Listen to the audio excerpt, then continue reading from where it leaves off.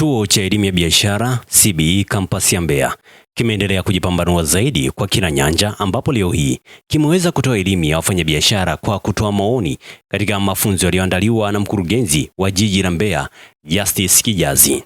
Na hapa Dr. Nina Bura, meneja taaluma, utafiti na ushauri wa kitaaluma, akimwakilisha mkurugenzi wa CBE Campus ya Mbeya, anaeleza. Wajasiriamali na wasalimu kutoka Chuo cha Elimu ya Biashara Iganzo. Kazi na utu.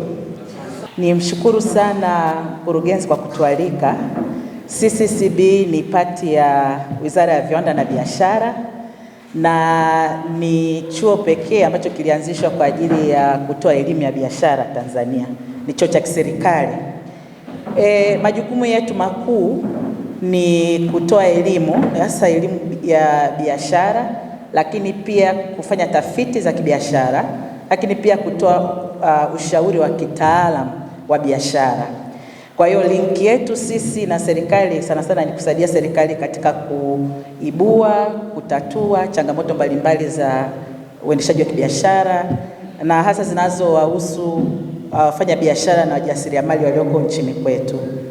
Lakini pamoja na hayo, sisi pia tunatoa huduma za atamizi. Kwa hiyo tunafundisha, tunatoa elimu mbalimbali katika kuanzisha biashara, kuikuza, na baadaye jinsi gani ambavyo unaweza ukaenda kujitegemea baada ya ile incubation period. Niwakaribishe sana. Kama nilivyosema, tuko Iganzo na sisi tuko tayari kusaidia, na nadhani hiki kikao ni kikao sahihi kwetu pia, kwa sababu mara nyingi sisi kwenye taaluma huwa tunafanya nadharia sana, lakini tunapenda sana kusikiliza changamoto na tuingie kwenye market na kusaidia serikali sasa kuleta zile shida mbalimbali na kusuggest pia njia ambazo zinaweza zikatekelezeka kwa ajili ya kutatua hizo changamoto. Baada ya ufunguzi kukamilika kwa kila mfanyabiashara, ukafuata muda wa majadiliano. Ama kwa hakika ulikuwa ni mdahalo wa moto kweli kweli. Kila mtu anataka kutoa ya moyoni. Ununua mashine ya TRA ambayo inatakiwa kulipwa kila mwaka, unailipia mashine ya TRA ile ya kutoa risiti. Tunalipia. Umeinunua, nimenunua 200,000, lakini bado unatakiwa kuilipia. Tutafika? Tutaambiwa tunakwepa kodi. Hapa sisi tutaambiwa tunakwepa kodi. Lakini mazingira yako yakoje? Fursa hizi zinazotokea hapa Mbeya, wajasiriamali unaoona hawa, hamna anayepata hizo fursa. Wapo wanaopewa. Sasa ajabu sana, haziendi kwa wajasiriamali wadogo, zinaenda kwa wajasiriamali wakubwa. Kwa hiyo unakuta lengo la rais sasa halijafika.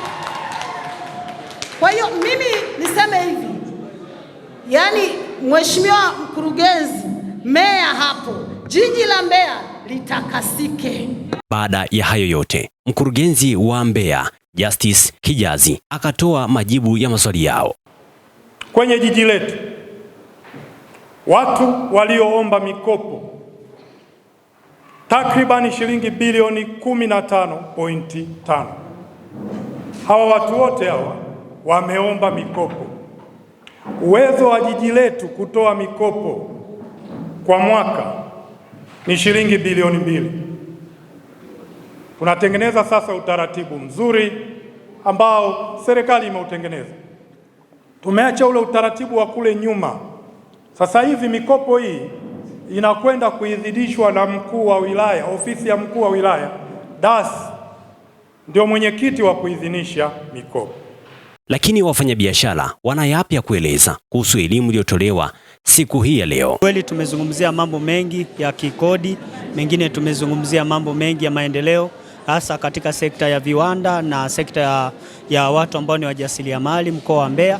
Baada ya mafunzo haya, viongozi wa CBE Mbeya walioshiriki wana haya ya kusema. Na sisi kama CBE tumeweza kushiriki tukio hili na tumeweza kueleza kazi muhimu ambazo sisi kama chuo tunazifanya, na kikao hiki kimekuwa na tija kwa sababu tumeweza kueleza maeneo ambayo sisi chuo tunaweza kusaidia ili kuweza kukuza pato la taifa na kuwakuza wafanyabiashara wadogo wadogo, hususan katika eneo la kukuza masoko, lakini pia katika eneo zima la kutunza kumbukumbu za biashara zao.